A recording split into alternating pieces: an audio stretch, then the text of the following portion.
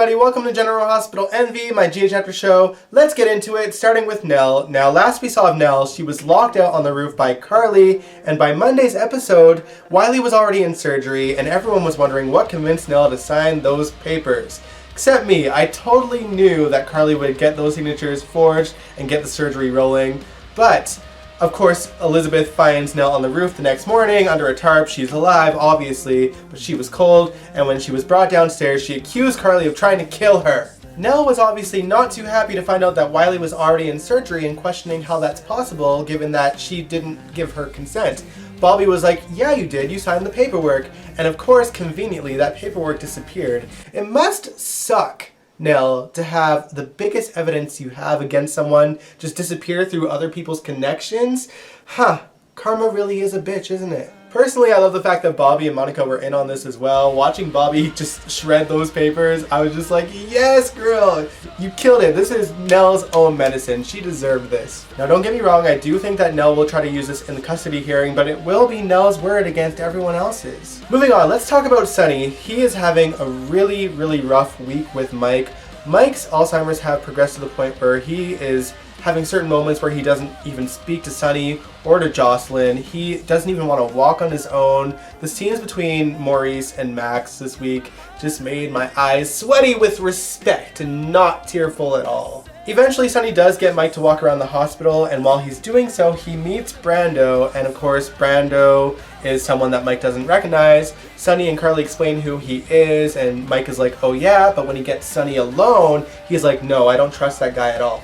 And yes, it could be his Alzheimer's talking, but it also kind of played off like perhaps there's a reason not to trust Brando, which is definitely a possibility. He is coming across like a good guy, so much so that it's a little bit suspicious, you know? Like, yeah, he seems really nice and he's starting to accept his family, but we know that Brando was fully against it at one point, and I believe that there is some shadiness going on with Brando that we just aren't aware of yet. So perhaps it's a red herring, or perhaps it's not. We'll see in the future. Alright, let's quickly talk about Neil and Alexis. Now, last week I mentioned that there seemed to be some kind of connection with Britt and Neil, but it turns out that she only thought he looked familiar, and the reason why is because she was the one lurking in that New York hotel hallway when Neil and Alexis were about to make love in Alexis's room. And she tells Julian about it, and Julian turns into a complete Neanderthal and attacks Neil and puts their sexual relations on blast in front of the whole hospital. He accuses Neil of using Alexis for his own personal gain and driving her to drink. I guess that hits a little close to home for you, doesn't it, Julian? The only difference is, it's not true with Neil and Alexis. It's only true with you and what you did to her, so sucks to be you. What an idiot. Obviously, things are about to get even more complicated for Alexis and Neil. Way to go, Julian. You made Alexis even more mad at you after all these years. Good job. Nailed it. Alright, let's talk about Brooklyn. Now, as you guys know, she gave her ELQ shares to Link, who gave the shares to Valentine, and she lets Ned know that she is officially out of the contract, but she doesn't say why. Olivia, of course, is smart enough to know that if she's not saying why she got out of her contract, then they need to prepare for another shitstorm. But I do, on a side note, appreciate that Olivia went up to Lulu and called her out for throwing her family under the bus. Where's your loyalty, Lulu? I hate that I hate Lulu. I used to love Lulu. She was one of my favorite characters back when Julie was playing her. Now that Emmy is playing her, I've hated her ever since. She is a total ditz. She is unrecognizable as Lulu Spencer. It just makes me so mad. Getting back to Valentine for a second, that guy had the nerve to go up to Nina and be like, we belong together, and to even threaten her by saying, enjoy your relationship with Jax while it lasts. Clearly this guy has plans for Jax, and I'm not looking forward to it. Even his lunatic daughter seems to have plans for Jax. She's crazy. She put her backpack on the floor for him to trip over in Kelly's. This girl is doing psychotic things lately. What is going on? At least this time Nina caught on that she was probably the reason why Jax tripped. Someone needs to reel that girl in and put her in a loony bin. Okie dokie, let's talk about Jordan. Now, she has set her plan in motion to throw her team under the bus so that they can get Cyrus out of jail so that Sonny and Jason could kill him.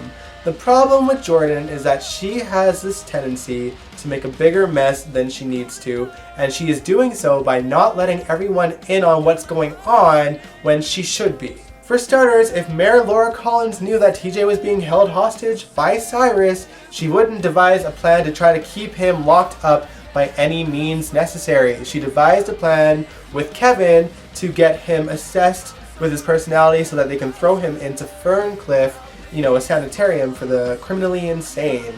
And Robert doesn't like the idea. Laura, you should listen to Robert. On top of that, she probably should have let Molly know that TJ was being held hostage instead of throwing their relationship under the bus. She yelled at Molly and told her to grow up and stop acting like a child, and Molly understood it as TJ breaking up with her through his mom, and she's practically running right into Brando's arms. They haven't done the dirty yet, but they're obviously chem testing them, and I hate to admit it, but I kind of like their chemistry, but it's just not right. I want TJ to have a fair chance, and it's all Jordan's fault if anything were to happen with her and any other man. Thankfully, Jason let Sam know that TJ was being held hostage. Hopefully she can get to Molly before her and Brando end up in bed together. Now, all that aside, Trina is not happy that her father's name is being thrown into the mud and that Cyrus could potentially come out of jail. Ava has been a really good listening ear to her. I really love the relationship, even though Trina's mother doesn't for whatever reason. But she's been just a great listening ear. I've loved their scenes. She's even been going to Ava for advice about her sort of kiss situation with Cameron. I really want Cameron and Trina to get together. They gotta get out of their own ways and just be honest with each other because they would make a great couple. I know that not everybody likes Ava, but I do think that she is really trying to be a good role model for Trina and giving her the best advice she can. She's not doing anything to manipulate her in any sort of way. She's just really trying to be there the way that she couldn't be there for her daughter. What do you guys think of Ava and Trina's relationship? Let me know in the comments below. Anyway, that kind of wraps it up for General Hospital Envy. Now, in terms of new episodes of General Hospital, we are kind of getting down to the wire. If you guys weren't aware, this COVID-19 mess has put a halt on production of General Hospital, along with pretty much every show in existence right now. And they are running out of new episodes to air, so what GH has decided to do is show reruns on TV, classic episodes, if you will, is what they're calling it. They went all the way back to 2019 for this past Friday, and I hear that next week they're going back, way back to 2018. My God, like, what does the show have against showing its great past? Like, there is so much to choose from, and they're going back to, like, last year and the year before. It's annoying. Anyway, obviously this whole COVID-19 is leaving things pretty unpredictable just in general.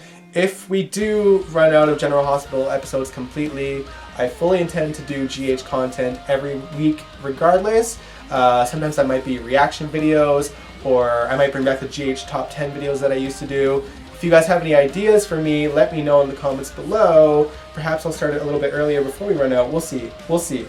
I'm not making any promises.